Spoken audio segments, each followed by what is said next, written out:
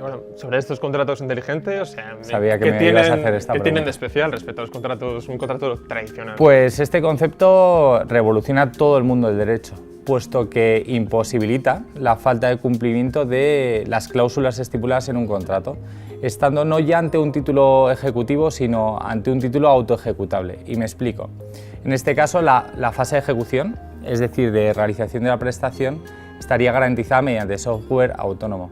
Y esto lo podemos ver de forma muy nítida en el caso de los seguros de vuelo, donde se pacta que si, por ejemplo, el avión llega con un retraso de más de 2 horas, el software, en ese caso, liberará un pago inmediato de la cuenta de la compañía aseguradora a la del cliente, sin necesidad de realizar para ello, como siempre, 200.000 trámites. En definitiva, vemos el ahorro de dinero y de tiempo que supone este contrato inteligente, no teniendo que acudir a juicio, evitando embargos, subastas, etc. Luego los privilegios y la experiencia del usuario es algo indudable.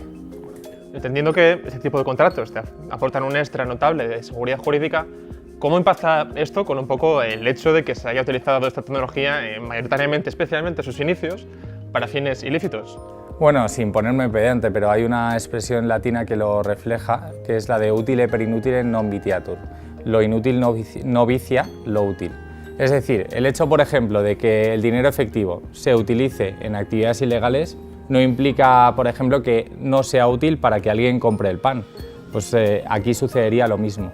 Por otra parte, ¿a qué me refiero con seguridad? Pues me refiero a la seguridad que aporta la blockchain en términos de integridad de la información, es decir, la imposibilidad de manipular o alterar los datos. Y esto, como he dicho anteriormente, se debería complementar con un control de legalidad que creo que lo más adecuado es que lo pudieran realizar los notarios sobre la veracidad intrínseca, esto es, sobre la legalidad del contenido de los negocios jurídicos, sobre la ausencia de vicios del consentimiento de las personas, por ejemplo, que no estén sometidas a coacción, o incluso podrían ser los encargados de custodiar claves privadas y documentos originales. Me parece muy interesante la parte de la inmutabilidad de la información, ¿no? Ajá. Y al final de cómo una gran serie de industrias lo están utilizando para garantizar el origen y trazar las cosas. Pero si hablamos de, digamos, almacenar información personal, ¿cómo encaja esto con el derecho al olvido? Es buena pregunta, además me la han hecho en un montón de reuniones y bueno, en principio, como bien sabes, al estar oculta la identidad de los usuarios, porque recordemos que solo se almacenan hashes o resúmenes de operaciones, en principio creo yo que no debería ocasionar perjuicio alguno el hecho de que la información continúe constando en la red. En cualquier caso, la solución pasa por poder, no me gusta la palabra ocultar, por censurar esos datos a los demás participantes. Además, no creo personalmente que en las cadenas de bloques se aplique el nuevo Reglamento Europeo de Protección de Datos, ya que sí podría entenderse que opera un tratamiento al existir recogida, conservación, transmisión, pero a mi parecer esos datos no son personales, porque están, por decirlo de alguna manera, fragmentados, por lo que a partir de la red no es posible identificar a la persona.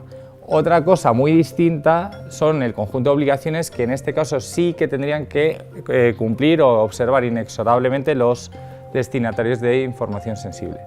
Luego, por ejemplo, también tenemos empresas que son muy interesantes, protocolos como el de Factom, que al final intentan aprovechar las bondades de este tipo de bases de datos inmutables un poco para registrar propiedad intelectual. Imaginemos que es una de las aplicaciones más naturales. Pongamos entonces, imaginemos que yo soy un escritor, un novelista, y quiero registrar mi novela.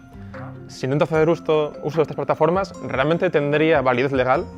Vale, yo entiendo que sí, y de hecho considero que sería aplicable el artículo 299 segundo de la Ley de Enjuiciamiento Civil cuando admite como medio de prueba instrumentos que permiten archivar y conocer o reproducir palabras, datos, cifras y operaciones matemáticas con fines contables.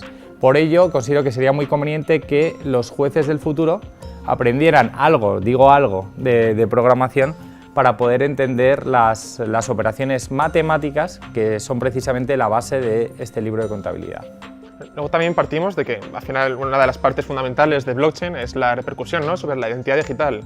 Y un poco, ya hemos hablado antes un poco del Reglamento de Protección de Datos, pero también orientándolo también con la normativa entrante ahora de EIDAS, ¿cómo impacta esto? ¿Cuál sería la relación? Este reglamento es un poco lío, pero bueno, intentaré explicarlo.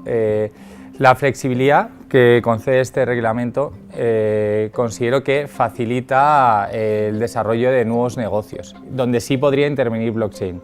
Por ejemplo, no exige que los expedidores de medios de identificación sean públicos, sino que también puede despacharlos el sector privado, lo cual es muy útil, y luego reconocerlos el público. Además, posibilita la interoperabilidad y la autenticación transfronteriza, o sea, que pase frontera en el sector público. Y a su vez introduce figuras muy novedosas, como por ejemplo el EIDAS Token. ¿Qué es esto?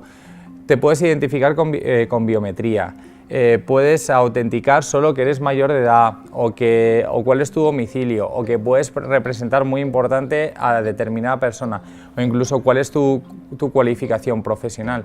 Pero para que funcione todo esto se ha creado una plataforma de interoperabilidad europea llamada Stork, y considero que sería algo lógico que se basara en blockchain. Por último, el reglamento apuesta por la firma electrónica remota en la nube.